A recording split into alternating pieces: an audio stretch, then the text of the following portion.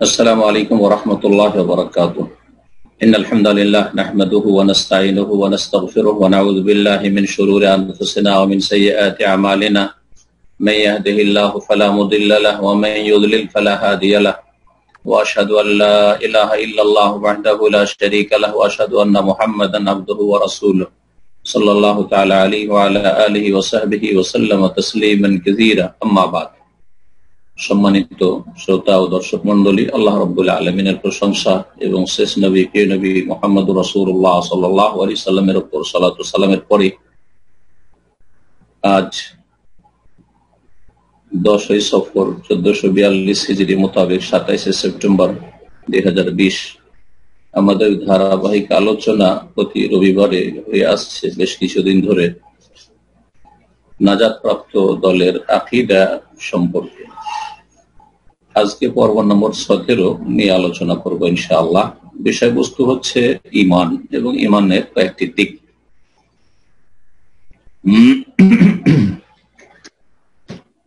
লেখক বলছেন প্রশ্ন নম্বর 40, তাতে মাদ-দালিলু আলা আন্নাল ঈমান ইয়াশমালুদ-দীন কুল্লাহু ইনদাল ইতলাক। ঈমান সম্পর্কে গত সপ্তাহে আলোচনা হয়েছে। আজকে যে বিষয়টি নিয়ে আলোচনা করছেন তার প্রথম বিষয় হচ্ছে যে ঈমান বললে যখন শুধু ঈমান বলবেন তখন তাতে দ্বীনের যে 3টি স্তর রয়েছে সবগুলি শামিল হবে। আর দ্বীনের স্তর সম্পর্কে যারা দ্বীন শিখছেন হয়তো জানা আছে ইনশাআল্লাহ, আর বলে দিচ্ছি তা হচ্ছে 3টি মারাতিবুদ্দীন। দ্বীনের স্তর হচ্ছে 3টি: ইসলাম, ঈমান, ইহসান। তো যখন ঈমান বলা হয় শুধু, তখন ঈমান, ইসলাম, ইহসান এই যে 3টির সমষ্টির নাম দ্বীন, এই পুরো দ্বীনকে শামিল করে।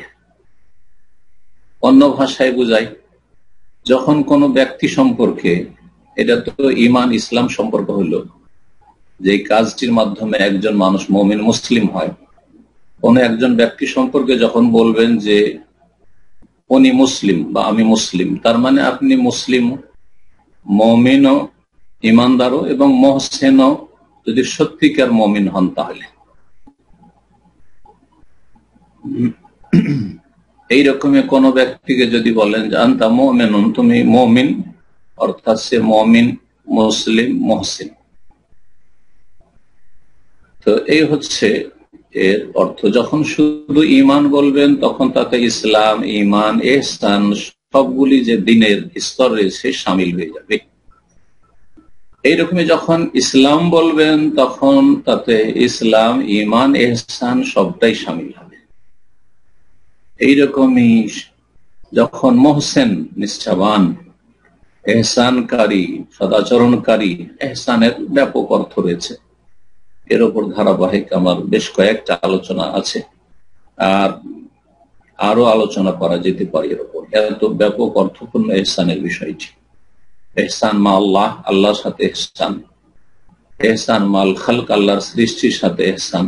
আর আল্লাহর সৃষ্টির যে বিভিন্ন দিক রয়েছে, আল্লাহর সৃষ্টি আপনার বিভিন্ন রয়েছে। মানুষ, আবার মানুষের মধ্যে মুসলিম, আত্মীয়, প্রতিবেশী, আপনজন, পিতা মাতা, ছেলে মেয়ে, স্ত্রী, স্বামী ইত্যাদি, অমুসলিম, এছাড়া আল্লাহর অন্য সৃষ্টি মানুষ ছাড়া। এক কথায় মুহসিন যখন বলবেন তার মানে তার মধ্যে ঈমান আছে এবং তার মধ্যে ইসলাম আছে, সে মুমিনও এবং মুসলিমও। এমন কোন ব্যক্তি পৃথিবীতে হইতে পারেন না যে সেই ব্যক্তি সম্পর্কে বলে যে লোকটি মুসলিম কিন্তু মুমিন নয়, বা লোকটি মুমিন কিন্তু মুসলিম নয়, এটা হইতে পারে না। কিন্তু যখন পাশাপাশি এই শব্দগুলিকে রাখবেন, ইসলাম, ঈমান, ইহসান অথবা মুসলিম, মুমিন, মুহসিন, এই 3টি শব্দকে পাশাপাশি রাখবেন, তখন অর্থে ভিন্নতা রয়েছে। এই মর্মে শাইখুল ইসলাম ইবনে তাইমিয়া রাহমাতুল্লাহ আলাইহি খুব প্রসিদ্ধ উক্তি রয়েছে, গুরুত্বপূর্ণ। আল ঈমান ওয়াল ইসলাম, আল ইসলাম ওয়াল ঈমান ইযা ইজতামা ইফতারাকা ওয়া ইযা ইফতারাকা ইজতামা। ঈমান আর ইসলাম এই দুটো শব্দ যখন একত্রিত হবে, একসাথে যখন উল্লিখিত হবে, তখন ইফতারাকা ফিল মানা, অর্থ ভিন্ন ভিন্ন হবে। যেমন জিবরাইল আলাইহিস সালামের হাদিসে যখন ইসলাম সম্পর্কে জিজ্ঞাসা করা হয়েছে, তখন বাহ্যিক আমলগুলি সম্পর্কে ইসলামের 5টি রুকন দিয়ে ব্যাখ্যা করেছেন। যখন ঈমানের কথা জিজ্ঞাসা করা হয়েছে, তখন রাসূলুল্লাহ সাল্লাল্লাহু আলাইহি ওয়াসাল্লাম আভ্যন্তরীণ যে অন্তরের আমলগুলি, ঈমানের যে 6টি রুকন, তা দিয়ে ব্যাখ্যা করেছেন। ইজাজতামা ফিল লাফজে ওয়া ফিল কালিমা ইফতারাকা ফিল মানা, যখন শব্দগুলি পাশাপাশি হবে বা একত্রিত হবে ইসলাম ঈমান, তখন ইফতারাক ফিল মান, অর্থ ভিন্ন ভিন্ন হয়ে যাবে। ইসলাম মানে বাহ্যিক আমল, ইসলাম আত্মসমর্পণ করা এই বাহ্যিক আমলগুলির মাধ্যমে, আর ঈমান মানে বিশ্বাসের সাথে স্বীকৃতি দেওয়া, এই অন্তরের সাথে, অন্তরের আমলের সাথে সম্পর্ক ঈমানের যে 6টি রুকন তার। আর যখন ভিন্ন ভিন্ন শব্দ আসবে, ইসলাম শুধু উল্লিখিত হয়েছে, ঈমান শুধু উল্লিখিত হয়েছে। এর যে বলছেন যে উনি একজন মুসলিম, উনি একজন মুমিন মানুষ, যখন ভিন্ন ভিন্ন ভাবে উল্লেখিত হবে শব্দগুলি, তখন ইজতামা, অর্থ এক হয়ে যাবে, মানে ইসলামের মধ্যে ঈমানের অর্থ চলে আসবে। জি, তো এই কথায় এখানে বলছেন যে এর দলিল কি, যে ঈমান বললে দ্বীনের 3টি স্তর সবগুলি শামিল হয়ে যায়। বলছেন এর দলিল কোরআন সুন্নাতে অনেক রয়েছে, কিন্তু একটি হাদিস যেটি স্পষ্ট, সেই হাদিসটি সহিহ বুখারী মুসলিমের মুত্তাফাক আলাইহি হাদিস। এই হাদিসটি নিয়ে এসেছেন নবী করিম সাল্লাল্লাহু আলাইহি ওয়াসাল্লাম বলেন, হাদিসটি সংক্ষেপে নিয়ে আসছেন। ওয়াফদ আব্দুল কাইস, আব্দুল কাইসের প্রতিনিধি, যারা তখনকার যুগের বাহরাইন আর বর্তমান যুগে এই দাম্মামের শহর ছিল না, কিন্তু দাম্মামের আশেপাশে আল হাসা, যারা এই এলাকায় এসেছেন, আল হাসা এই এলাকাকে তখন বাহরাইন বলা হইত। আর বর্তমান যে বাহরাইন, ছোট্ট একটি দ্বীপ, সেটার তখন অস্তিত্ব ছিল না। এখানে আব্দুল কাইস বংশের লোকেরা বসবাস করত। তারা মদিনায় ইসলাম কবুল করিয়ে রাসূলুল্লাহ সাল্লাল্লাহু আলাইহি ওয়াসাল্লামের কাছে প্রতিনিধি দল পাঠিয়েছিল কয়েকজন, তারা গিয়েছিলেন। তারা যখন গেলেন আর বললেন যে আমরা সবসময় আসতে পারি না, কারণ সামনে এই নাজদি এলাকায় মোদার কট্টরপন্থী, চরমপন্থী, ইসলামের শত্রু, ওরা বসবাস করে কুফফারে মোদার। এই আশহুরুল হরম, হারাম মাস যে 4টি, এছাড়া আমরা পৌঁছতে পারি না। সুতরাং আমাদেরকে এমন কিছু গুরুত্বপূর্ণ কথা, ফামুরনা বিআমরিন ফাসলিন, গুরুত্বপূর্ণ কিছু কথা আমাদেরকে বলে দেন, উপদেশমূলক, দিক নির্দেশনামূলক, যেগুলির ওপর আমরা আমল করব এবং আমাদের পেছনে যাদেরকে রেখে এসেছি, আত্মীয় স্বজন, বংশধর, জাতি, এলাকাবাসী, তাদেরকেও সেই কথাগুলির দাওয়াত। তখন রাসূলুল্লাহ সাল্লাল্লাহু আলাইহি ওয়াসাল্লাম বলেছেন, আমরুকুম বিল ঈমানি বিল্লাহি ওয়াহদাহ, তোমাদেরকে এক আল্লাহর প্রতি ঈমান নিয়ে আসার নির্দেশ প্রদান করছি। আল্লাহর প্রতি তোমরা ঈমান নিয়ে আসবে। তারপরে বললেন রাসূলুল্লাহ সাল্লাল্লাহু আলাইহি ওয়াসাল্লাম, আতাদরুনা মাল ঈমান বিল্লাহি ওয়াহদাহু, আচ্ছা তোমরা কি জানো যে এক আল্লাহর প্রতি ঈমান কি? ঈমান তো বললাম, কিন্তু এক আল্লাহর প্রতি ঈমান মানে কি বোঝায়, ব্যাখ্যা করলেন। এখানে ঈমানের ব্যাখ্যা করতে গিয়ে ইসলামের রুকনগুলি যে 5টি, সেগুলি উল্লেখ করলেন। ঈমানের 6টি রুকন কিন্তু উল্লেখ করলেন না, যেমন জিবরাইল আলাইহিস সালামের হাদিসে রয়েছে, তেমনটা করলেন না। কালু, তখন ওই আব্দুল কাইসের প্রতিনিধি দল বলেন, আল্লাহু ওয়া রাসূলুহু আ'লাম, আল্লাহ এবং তার রাসূল সাল্লাল্লাহু আলাইহি ওয়াসাল্লাম বেশি জানেন, আমরা কি করে জানবো?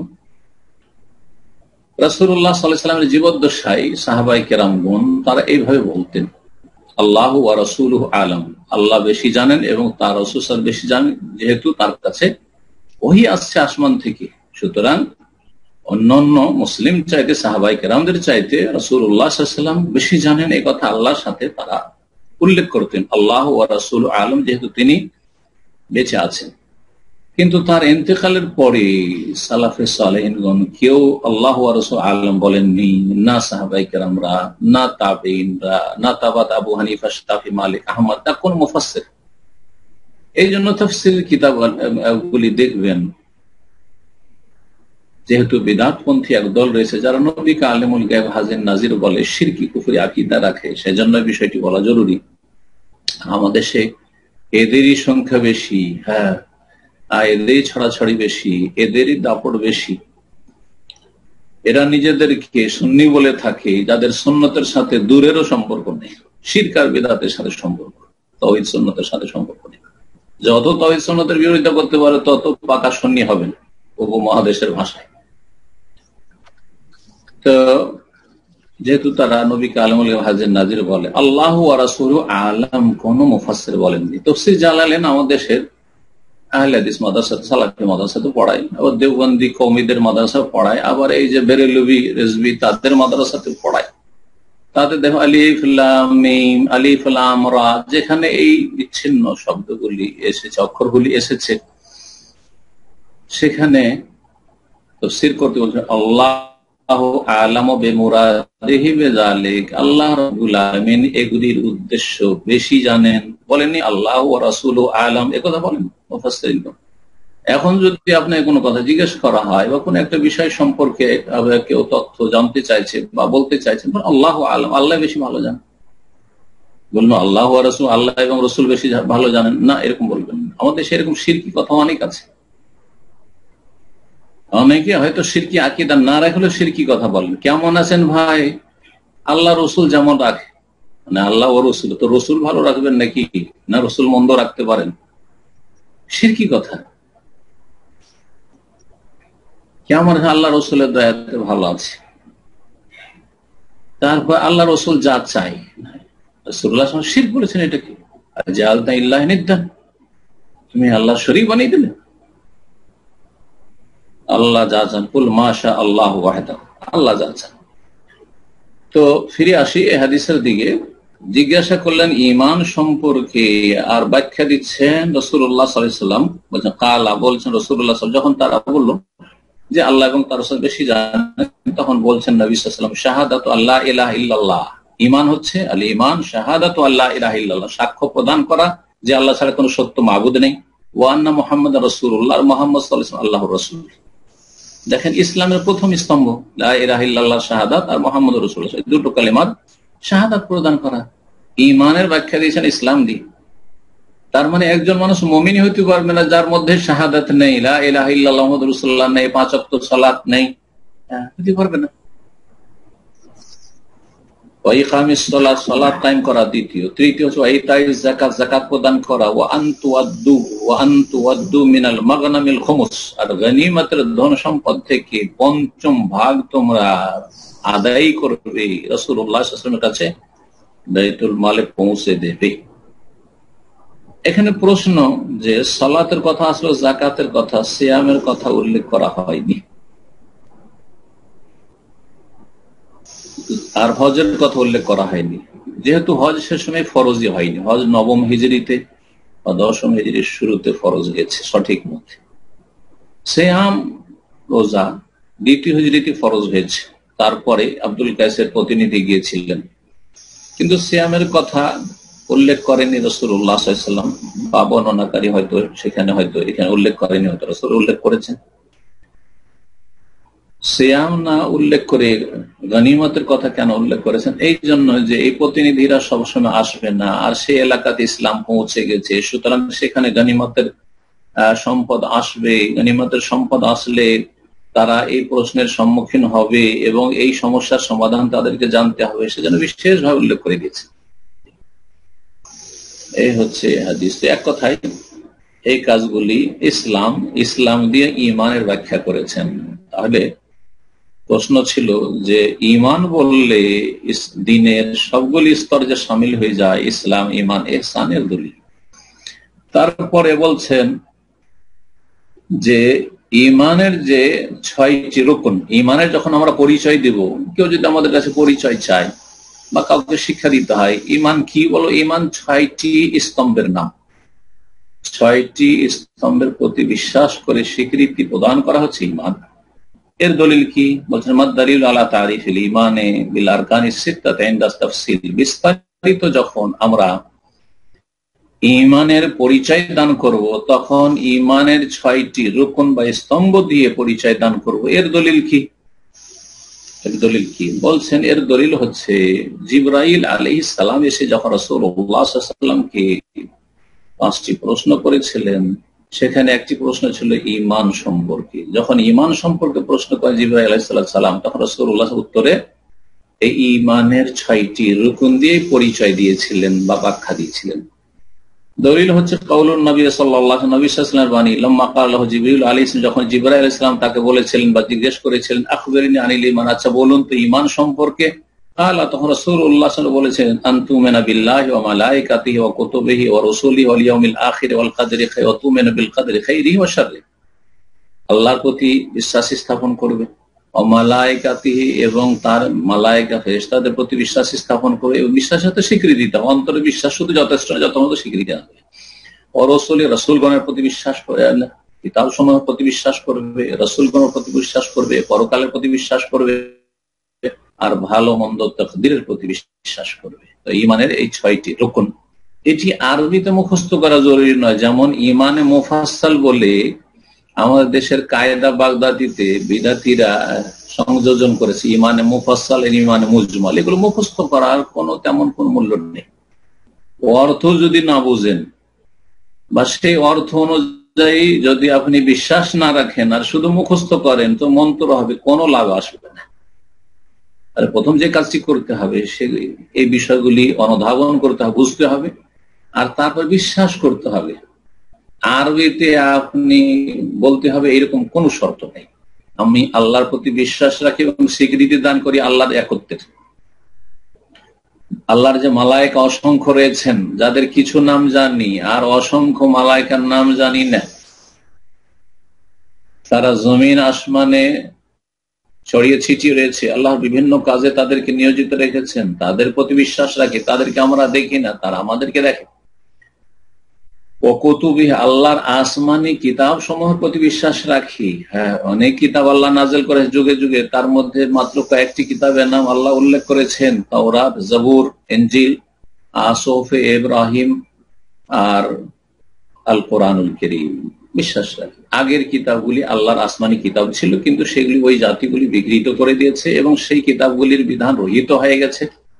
পক্ষান্তরে আল কোরআনুল কারীম সমস্ত মানবতার জন্য আল্লাহ নাযিল করেছেন, কিয়ামত পর্যন্ত এর বিধান মানব জাতির জন্য ফরজ থাকবে এবং প্রত্যেক মানুষের আল কোরআনুল কারীমের প্রতি বিশ্বাস স্থাপন করা এবং সেই অনুযায়ী জীবন যাপন করা সবচেয়ে বড় ফরজ। এটি হচ্ছে মানব জাতিকে সৃষ্টি করার উদ্দেশ্য। শেষ পূর্ণাঙ্গ বিধান রব্বুল আলামিনের আল কোরআনুল কারীমের মাধ্যমে নাযিল হয়েছে। কিতাব সমূহের প্রতি বিশ্বাস, আগের কিতাবগুলির প্রতি বিশ্বাস সংক্ষেপে, আর কোরআনে কারীমের প্রতি বিশ্বাস বিস্তারিত। মানে বিশ্বাসের সাথে সাথে প্রতিটি বিষয়ের প্রতি আমল করা, প্রতিটি বিষয় সম্পর্কে জ্ঞান অর্জন করা। রসুলগণের প্রতি বিশ্বাস, অসংখ্য রসুল রয়েছেন, নবী রয়েছেন, যাদের সংখ্যা আল্লাহ ভালো জানেন। যদি একটি হাদিস এই মর্মে মুসনাদ আহমদে রয়েছে, রসুল আর নবীদের সংখ্যা সম্পর্কে সহিহ বলা হয়েছে, কিন্তু আমাদের কাছে সেই সংখ্যাটা গুরুত্বপূর্ণ না। আমাদের কাছে যেটা গুরুত্বপূর্ণ, যে কিছু রসুলের নাম আল্লাহ উল্লেখ করেছেন, তাদের সংখ্যা হচ্ছে 25 কোরআনে কারীমে, আর বাকি রাসূলান কাদ কাসাসনাহুম আলাইকা ওয়া রাসূলান লাম নাকসুসহুম আলাইকা। আল্লাহ কোরআনে কারীমে দুটি জায়গায় বিষয়টি উল্লেখ করেছেন যে কিছু রসুল আছে যাদের কিসসা কাহিনী আমি বর্ণনা করেছি হে নবী তোমার জন্য কোরআনে কারীমে, আর অনেক রসুল রয়েছেন যাদের কাহিনী আমি বর্ণনাই করিনি, সুতরাং তাদের নাম জানা কোনো আমাদের কাছে সূত্র নেই। আমরা বিশ্বাস করবো যাদের নাম জানি, নাম সহ বিশ্বাস করবো, যাদের নাম জানি না বিশ্বাস করবো যে আরো রসুল ছিলেন যুগে যুগে, মানব জাতির কল্যাণের জন্য, হেদায়েতের জন্য নবী রসুল আল্লাহ পাঠিয়েছে। ওয়াল ইয়াউমিল আখির, পরকালের প্রতি বিশ্বাস, যা শুরু হয় মানুষের মৃত্যু দিয়ে, মৃত্যুর সাথে সাথে পরকাল শুরু হয়ে যায়, আর দুনিয়া থাকে না। দুনিয়াতে মৃতদেহ পড়ে থাকলো, তার পরকাল শুরু হয়ে গেছে, দাফন করে না, নাই করে না, আর এটা চলতে থাকে একেবারে জান্নাত জাহান্নামে পৌঁছা পর্যন্ত। পরকালের বেশ কিছু স্তর রয়েছে, এই মর্মে আমার একটি বিস্তারিত আলোচনা আছে, যদিও এর চাইতে বিস্তারিত আলোচনার প্রয়োজন রয়েছে পরকালের বিভিন্ন স্তরগুলি।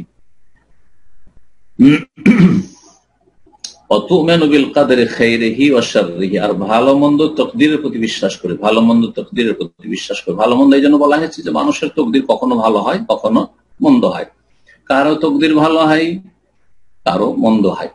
আবার একই মানুষের একদিনে কয়েক রকম হয়। দিনে সকালবেলা খুব হাসি খুশি ছিল, দুপুর বেলা শোকের ছায়া নেমে আসলো, সন্ধ্যাবেলা আবার খুশির কোন খবর আসতে পারে। আল্লাহু আকবার। তুতিল মুলকা মান তাশা ওয়া তানজিউল মুলকা মিম্মান তাশা ওয়া তুইজ্জু মান তাশা ওয়া তুযিল্লু মান তাশা বিয়াদিকাল খায়রু ইন্নাকা আলা কুল্লি শাইইন কাদির। বিশ্বাস করতে হবে, তাকদীরের প্রতি বিশ্বাস, যে আল্লাহ রাব্বুল আলামিন তকদির লিখেছেন, যেহেতু তিনি জানছেন যেগুলি হবে। কিন্তু তকদিরে লেখা আছে মানে আমাদের কর্ম অধিকার নেই এমন কথা নয়, বরং আমরা হাড়ে হাড়ে টের পাচ্ছি, এটি অনুভূত বিষয়। আমরা এই অনুভূতি আমাদের রয়েছে যে আমাদের স্বাধীনতা, এই যে আমি হাত নাড়াচ্ছি স্বাধীনভাবে, কিন্তু আবার হাতটা রেখেই দিলাম এটা স্বাধীনভাবে। এই যে আমাদের ভালো মন্দ কর্ম, এর জন্য আমাদেরকে ভালো কর্মের ওপর প্রতিদান দেওয়া হবে উত্তম, আর মন্দ কথা কাজের ওপর আমাদেরকে শাস্তি দেওয়া হবে যদি সংশোধন না করি পারবো না। তো তকদির মানে এই নয় যে আমরা পাথর, তকদির মানে এই নয় যে আমরা নড়তে চড়তে পারি না, আমাদের কোনো ক্ষমতা নেই। আমাদের ক্ষমতাও আছে, স্বাধীনতাও আছে, আর আমাদের সবকিছু আল্লাহ জানছেন। আমরা যেদিকে চলবো সেই রাস্তাকে আল্লাহ সহজ করে দেবেন, যেদিকে ঝুঁকবো সেটাকে আল্লাহ সহজ করে দেবেন। এইভাবে মানুষকে সৃষ্টি করেছে, যে যেদিকে ঝুঁকে সেদিকে আল্লাহ ঝুঁকিয়ে দেয়। নুওয়াল্লিহি মা তাওয়াল্লা, যেদিকে ফিরবে ওইদিকে ফিরিয়ে দেবো, আল্লাহ কোরআনে বলেছে। লাইসা লিল ইনসানি ইল্লা মা সা, মানুষ যা চেষ্টা করে সেটাই পায়। ভালো চেষ্টা করলে ভালো হবে, মসজিদ মুখী হন তাই পাবেন, জান্নাত পাবেন। হ্যাঁ, তাওহীদ সুন্নাত মুখী হন জান্নাত পাবেন, আর শিরক বিদআত মুখী হন আপনি, মাজার মুখী হন জান্নাত পাবেন। হ্যাঁ, নাস্তিকতা কুফরি মুখী হন আপনি পাপমুখী হন তাহলে তাই পাবেন আপনি, তার পরিণাম। তো এসব আমরা কিন্তু স্বাধীনভাবে করে থাকি। আল্লাহ যেন বোঝার তৌফিক দেন। তকদিরের আর একটা দিক হচ্ছে, অনেক দিক রয়েছে, বেশি লম্বা করবো না, যে ভালো হোক আর মন্দ হোক এই তকদিরের উপর সন্তুষ্টি প্রকাশ করতে হবে। ভালো হলে তো সবাই সন্তুষ্ট থাকে, তকদির ভাগ্য ভালো, খুব খুশি, আল্লাহর উপরও খুশি, আর যা ঘটেছে তাতেও খুশি। হ্যাঁ হ্যাঁ, খুব আনন্দ। কিন্তু যখন অপ্রীতিকর হয়, অশান্তি হয়, তখন আল্লাহর ফয়সালার উপর সন্তুষ্ট থাকতে হবে। আলহামদুলিল্লাহ, এতেই কোনো কল্যাণ আছে, এতেই কোনো কল্যাণ আছে। এই বিষয়গুলি কোরআনে কারীমে আল্লাহ বলেছেন আমাদের সান্ত্বনার জন্য। জি, আসা আনতাকারাহু শাইআন, হতে পারে একটা জিনিসকে তুমি অপ্রীতিকর, অপছন্দনীয় মনে করছো, কষ্টকর মনে করছো, খুব খারাপ হলো, জি, ওয়া খায়রুল লাকুম, কিন্তু সেটা তোমাদের জন্য উৎকৃষ্ট। অন্য জায়গায় আল্লাহ বলছেন আসা ওয়া আসা আন তাকরাহু শাইআন, হতে পারে যে একটা জিনিসকে তোমরা অপ্রীতিকর বা কষ্টদায়ক বা ঘৃণিত মনে করছো, খুব খারাপ হয়ে গেল। ফায়াজআলাল্লাহু ফীহি খায়রান কাসীরা, তাতে আল্লাহ অশেষ কল্যাণ রেখেছেন।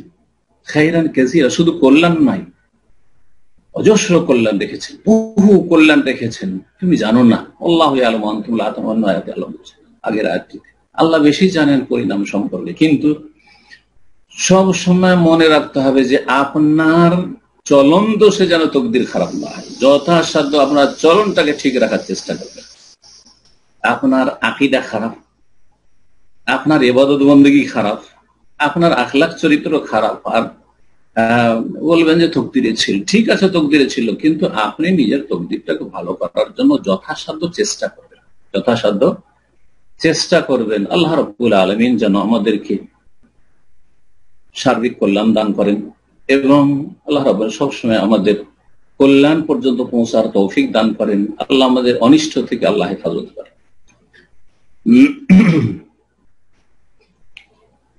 আর একটি বিষয়, সেটা হচ্ছে, বলছেন লেখক, এই হাদিস, যে হাদিসটি বললাম, এই হাদিস বুখারী মুসলিমের হাদিস। এই যে ইমানের 6টি রকম রয়েছে বা ইমানের পরিচয় দিবেন 6টি স্তম্ভ দিয়ে, এর দলিল কি? কোরআনে কারীমে দলিল আছে? হ্যাঁ, দলিল আছে। 2টি আয়াত রয়েছে, এই 2টি আয়াতে 5টি, এই ইমানের 6টি রকম বা স্তম্ভের 5টি উল্লেখ করা হয়েছে, আর 6টি অন্য আয়াতে উল্লেখ করা হয়েছে। আয়াতগুলি ইনশাআল্লাহ তাআলা উল্লেখ করব। বলছেন মা দালিলুহা মিনাল কিতাবে জুমলাতান, সংক্ষেপে কোরআনে কারীম থেকে দলিল কি হতে পারে ইমানের 6টি স্তম্ভের, ইমানের 6টি খুঁটি, এর দলিল কোরআনে কারীম থেকে সংক্ষেপে বলবেন কি? বলছেন আল্লাহ তাআলা, মহান আল্লাহ ইরশাদ করেন সূরা বাকারা আয়াত নম্বর 177, লাইসাল বিররা আন তুওয়াল্লু ওজুহাকুম কিবালাল মাশরিক ওয়াল মাগরিব, নেকির কাজ এই নয় যে তোমরা তোমাদের মুখমণ্ডল ফিরাবে পূর্ব দিকে নাকি পশ্চিম দিকে। পূর্ব দিক পশ্চিম দিক এইটি কোনো গুরুত্বপূর্ণ নয়। যখন আপনি কিবলা চিনছেন না, আরে চেষ্টা করলেন, তারপরে যাই হইলো হইলো, অসুবিধা নাই, এটাও সবচেয়ে বড় গুরুত্বপূর্ণ নয়। গুরুত্বপূর্ণ হচ্ছে তাওহীদ, ঈমান বিল্লাহ। গুরুত্বপূর্ণ হচ্ছে আকীদা, সহিহ আকীদা, বিশুদ্ধ আকীদা। গুরুত্বপূর্ণ হচ্ছে সুন্দর ইবাদত বন্দেগী। বলছে ওয়ালাকিন্নাল বিররা মান আমানা বিল্লাহি ওয়াল ইয়াউমিল আখির, তবে সত্যিকার নেকির কাজ হচ্ছে মান আমানা বিল্লাহ, ওই লোকদের কাজগুলি যারা আল্লাহর প্রতি বিশ্বাস রাখে, ওয়াল ইয়াউমিল আখির, আর পরকালের প্রতি বিশ্বাস রাখে, ওয়াল মালায়েকাতে, ফেরেশতার প্রতি বিশ্বাস রাখে, ফেরেশতাগণের প্রতি, ওয়াল কিতাব, এবং কিতাবের প্রতি, আল কিতাবের প্রতি বিশ্বাস রাখে। কুতুব বহু বচন, অন্য জায়গায় কুতুব রয়েছে, যাতে সবগুলি কিতাব শামিল, আসমানি কিতাব, আর আসমানি কিতাবের উদ্দেশ্য। আর এখানে আল কিতাব বিশেষভাবে বলা হয়েছে কারণ আগের কিতাবগুলি রহিত হয়ে গেছে, মনসুখ হয়ে গেছে। আল কিতাব হচ্ছে আল কোরআন কারীম, যেটি আমাদের ঈমানের মাধ্যমে, বাস্তবায়নের মাধ্যমে আমাদের জান্নাতের পথে চলতে হবে। আল কিতাব, এবং যারা আল কিতাবের প্রতি বিশ্বাসী, ওয়ান নবীনা, এবং নবীগণের প্রতি বিশ্বাসী, নবীগণের প্রতি বিশ্বাসী। তাহলে এখানে পাঁচটি চলে আসলো, মান আমানা বিল্লাহি ওয়াল ইয়াউমিল আখির ওয়াল মালায়েকাতে ওয়াল কিতাবে ওয়ান নবিয়িন। জিবরিল আলাইহিস সালামের হাদিসে যেই সিরিয়ালে রয়েছে সেই সিরিয়ালে নেই, আগে পরে হলে অসুবিধা নেই, এই আয়াত দ্বারা এটা বোঝা যায়। কিন্তু যেভাবে প্রসিদ্ধ হাদিসগুলি রয়েছে সেভাবে বলাটাই বেশি ভালো। জি, আল্লাহর প্রতি ঈমান, তারপরে মালায়েকার প্রতি ঈমান, তারপরে কিতাব সমূহের প্রতি ঈমান, তারপরে রাসূলগণের প্রতি ঈমান, তারপরে পরকার প্রতি ঈমান, তারপরে ভালো মন্দ তাকদীরের প্রতি ঈমান। আর তাকদীর সম্পর্কে পাঁচটি তো হলো। ষষ্ঠ যে ঈমানের রুকন তাকদীর, এর দলিল সূরা কামারের আয়াত নম্বর 49। আল্লাহ বলছে ইন্না কুল্লা শাইইন খালাকনাহু বিকদর, নিশ্চয় আমি প্রত্যেক বস্তুকে সৃষ্টি করেছি তাকদীরের সাথে। তাকদীরের সাথে কদর আমরা তকদির বলি, কাদ্দারে কাদ্দার তাকদীর, আর ওইটাকে তকদির করি বাংলায় আমরা। আর আরবরা ওটাকে বলে কাদার, তকদির তারা বলে না, কাদার বলে, আর কাদা বলে। কাদা মানে চূড়ান্ত ফয়সালা আল্লাহ, আর কাদার মানে হচ্ছে সুপরিমিত করা, আল্লাহর পক্ষ থেকে সেটি সুপরিমিত। আর তাকদীর মানে একই কথা, কাদ্দারা ইউকাদ্দিরু তাকদীর মানে সুপরিমিত করা, পরিমাণ নির্ধারণ করা। আল্লাহ রাব্বুল আমাদের সবকিছুর পরিমাণ নির্ধারণ করেছেন। আয়ু, সুস্থতা, কোথায় রুজি, কোথায় হায়াত, জন্ম, কোথায় মৃত্যু, কোথায় লেখাপড়া, কতটা লেখাপড়া, কতটা যোগ্যতা, ইত্যাদি ইত্যাদি।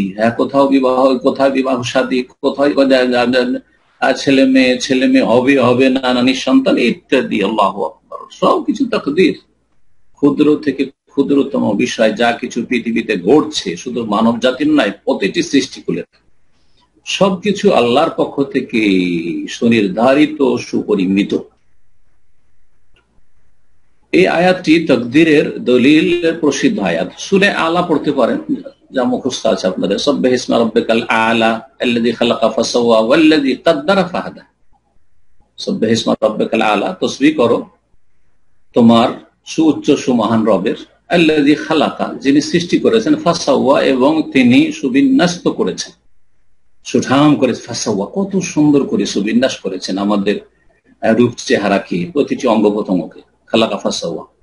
ওয়াল্লাযী কাদ্দারা ফাহাদা, যিনি সুপরিমিত করেছেন, কাদ্দারা তাকদীর নির্ধারণ করেছেন, ফাহাদা, এবং আমাদেরকে রাস্তাও দেখে, দিক নির্দেশনাও দিয়েছেন। সুপরিমিত করেছেন, আবার আমাদেরকে দিক নির্দেশনাও দিয়েছেন। জি,